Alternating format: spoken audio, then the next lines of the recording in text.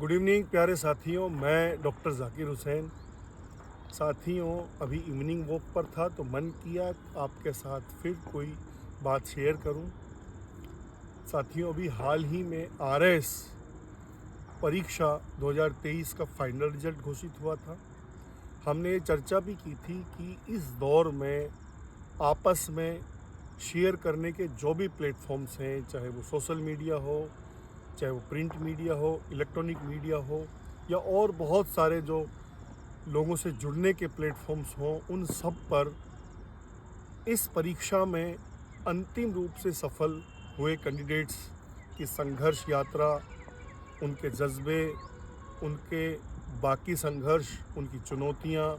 और उनसे संबंधित जो भी साथियों चर्चा लायक विषय हैं, उन सब पर चर्चा हो रही थी, हो रही है। और हम लोग ये भी जानते हैं कि भारत जैसे लोकतांत्रिक देश में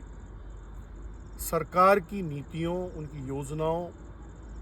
उनकी महत्वाकांक्षाओं को आम जन तक पहुंचाने की समस्त जिम्मेदारियां प्रशासनिक अधिकारियों के कंधों पर होती हैं। साथियों, हम लोग ये भी जानते हैं कि वैसे तो इस ज़माने में करियर के बहुत सारे ऑप्शंस हैं। स्टूडेंट्स या कैंडिडेट्स अपनी क्षमताओं, अपने इंटरेस्ट के अकॉर्डिंग अपने फील्ड्स को चॉइस कर सकते हैं, अपने विज़न, अपने गोल पर वर्क कर सकते हैं। और अल्टीमेट खेल साथियों, चॉइस का एक सेटिस्फेक्शन भी है। आपको जो सेटिस्फाइड करे, आपको जो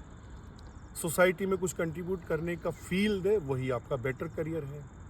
फिर भी हमारी यह चर्चा हुई थी कि भले ही आज़ादी को 75 साल से अधिक हो गए हों, लेकिन आज भी हमारे कैंडिडेट्स, हमारे स्टूडेंट्स, हमारी सोसाइटीज़, हमारे माहौल में एब्सोल्यूटली करियर का कोई सबसे अट्रैक्शन वाला या सबसे बड़ा साथियों सक्सेस रेशो वाला कोई करियर है, कोई ऑप्शन है, तो वो बेशक साथियों सिविल सर्विसेज है, यूपीएससी है, स्टेट पीसीएस है, जैसे आरआईएस के एग्ज़ाम हैं। कुछ साथी बहुत सारी खूबियों के बावजूद, मैंने कुछ वीडियोस साथियों के देखे, लोगों के देखे, और वो इस तरह की बातें भी कर रहे थे कि सर, कि इस ज़माने में पॉलिटिशियंस का और बाकी प्रेशर्स बढ़े हैं, चुनौतियां बढ़ी हैं, तो जिस ग्लैमर, जिस अट्रैक्शन के साथ लोग इन सर्विसेज में आते हैं, वो बातें नहीं हैं, और बहुत सारी बातें वो कह रहे थे। साथियों, बेशक इस ज़माने में जो जनता की या आम लोगों की जो एक्सपेक्टेशंस हैं,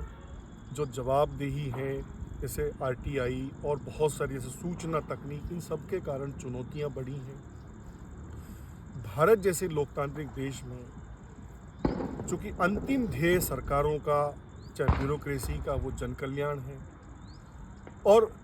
इन सर्विसेज की भले ही साथियों बहुत सारी चुनौतियां हैं और बहुत सारे चैलेंजेज हैं, आजकल के जो दौर की और सारा माहौल है, लेकिन हम लोग ये मानते हैं कि हमारे यहाँ तो जैसे व्यवस्थापिका, कार्यपालिका और न्यायपालिका की जो सैंक्शनड पावर्स हैं, जो उनके अधिकार हैं, जो उनके कर्तव्य हैं, जो उनकी जवाबदेहिता हैं, वो सबका स्पष्ट उल्लेख है। लेकिन फिर भी कई बार एक दूसरे के क्षेत्र में अतिक्रमण करने का उल्लेख मिलता है, तो इस तरह के क्वेश्चंस उठते हैं। साथियों, एक आम आदमी, एक आम फैमिली, एक आम सोसाइटी का स्टूडेंट कुछ सिलेबस को सीरियस पढ़कर और पावर गैलरी, कंट्रीब्यूट करने की गैलरी का पार्ट बन जाए, सोसाइटी का गेम चेंजर बन जाए, ये बहुत बड़ा कंट्रीब्यूशन है।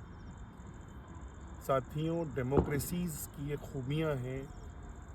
कि पब्लिक सर्वेंट यानी इलेक्टेड जो मेंबर्स हैं, बेशक उनके पास सबसे ज़्यादा पावर है, और वो होनी भी चाहिए,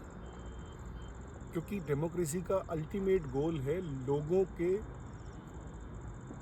हित में या लोगों के प्रति जवाबदेही के साथ, या उनके हितों को सबसे अधिक साधने,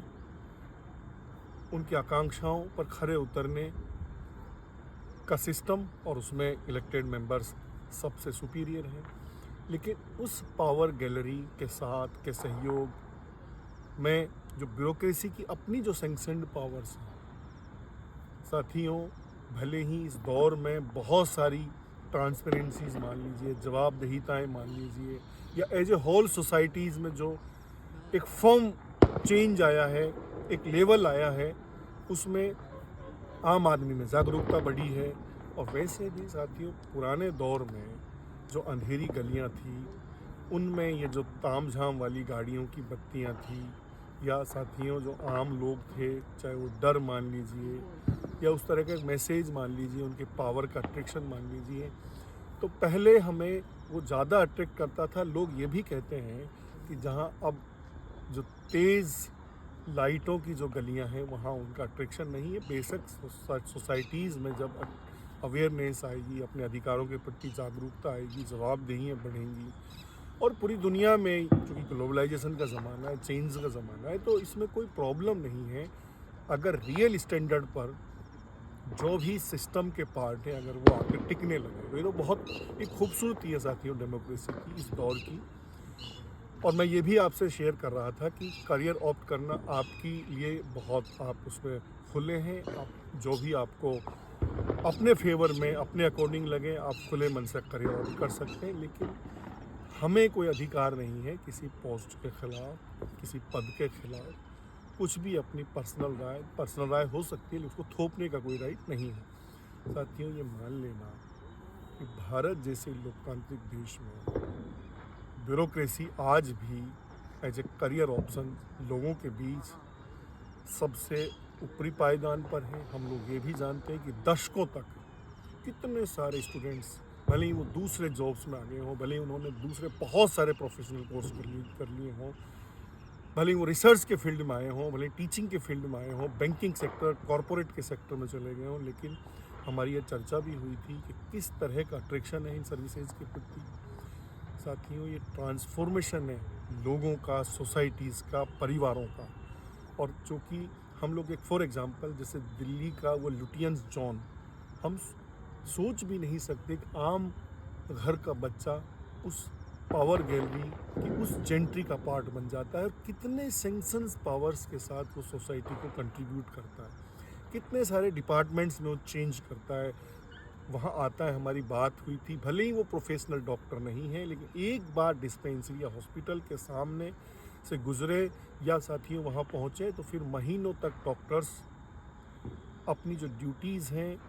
उनको किस कर्तव्य भाव से करते हैं, हम लोगों ने ये जाना है। भले ही जैसे मैं एक टीचर हूँ अदना सा, एक बार मेरे कॉलेज, मेरी स्कूल में यदि कोई एक ब्यूरोक्रेट, भले ही साथियों वो एक प्रोफेशनल माइंड से, ड्यूटी के माहौल से वहाँ आया हो, लेकिन महीनों तक फिर किस तरह का एक सेटअप चलता है, क्योंकि उनके पास जो सोसाइटी में तब्दील या साथियों बेहतर करने के, इनोवेशन के जो अधिकार हैं, जो पावर्स हैं, वो बहुत जेन्युइन है। हालांकि साथियों अधिकारों के साथ ड्यूटीज़ भी हैं, और वो बैलेंस है, यही खूबसूरती है। और वैसे भी निरंकुशता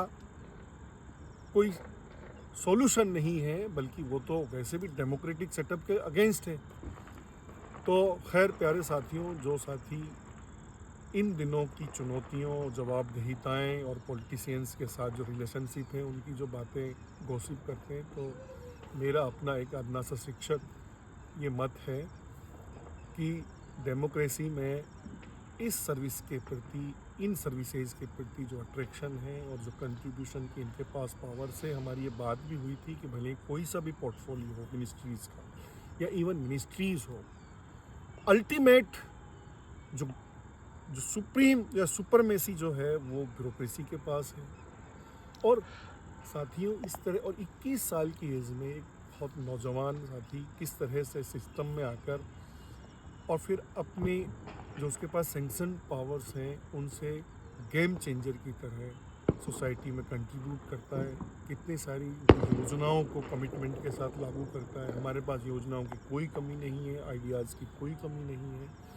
उन सब को सरकार के विज़न के साथ ही भले ही वो लागू करें। साथियों इन जॉब्स में ऐसा दुनिया का कोई एब्सोल्यूट फील्ड नहीं है, क्षेत्र नहीं है जहाँ प्रेशर नहीं हो। काम करेंगे तो प्रेशर्स आएंगे, चुनौतियां आएंगी, जवाबदेहिताएं होनी चाहिए। वैसे भी इस डेमोक्रेसी की खूबसूरती है। खैर, मेरा अपने स्टूडेंट्स को ये मैसेज है, साथियों को मैसेज है कि इस तरह की चुनौतियों, इस तरह की जवाबदेहिताओं से नहीं घबराएं। आप बिल्कुल खुले मन से अपने करियर को ऑप्ट करें और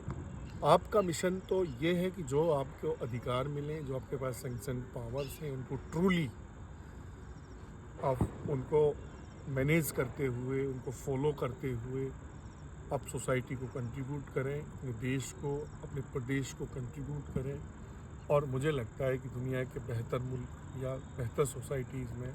आपकी इससे अधिक भागीदारी नहीं हो सकती। तो आप खुले मन से अपने करियर को ऑप्ट करें। इस तरह के जो भ्रांतियां हैं, जो पूर्वाग्रह हैं, उनसे बिल्कुल भी प्रभावित नहीं हो। Thank you so much.